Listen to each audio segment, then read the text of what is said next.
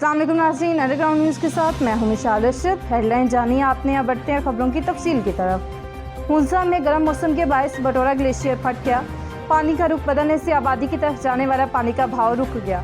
वज़ीर आज़म के मामले खुसूसी बराए मौसमियात मलिक अमीन असलम बटोरा जा पहुँचे। कहा कि मौसमियाती तब्दीली की वजह से पाकिस्तान में हीट वेव आई है। ग्लेशियर के पिघलाव में मुसलसल इजाफा हो रहा है।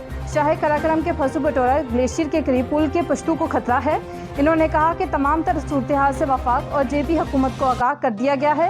जल्द ही बहाली के इक़दाम शुरू कर दिए जाएंगे।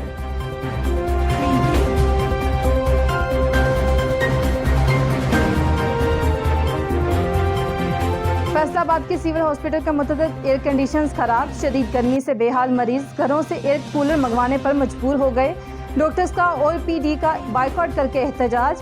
अस्पताल इंतजामिया का मौक़िफ़ है कि खराब AC ठीक कराने का काम जारी है।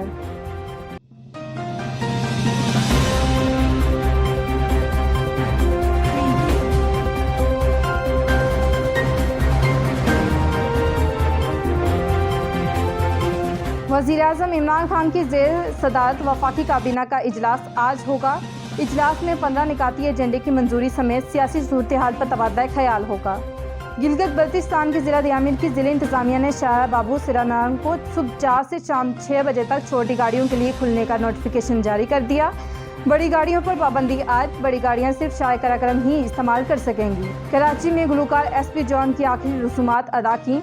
SP जॉन को मसी कब्रिस्तान में सुपुर्द खाक कर दिया गया। SP जॉन तवील अदालत के बाद 5 जून को इंतकाल कर गए थे। मज़ीद अपडेट्स के लिए देखते रहिए अंडरग्राउंड न्यूज़।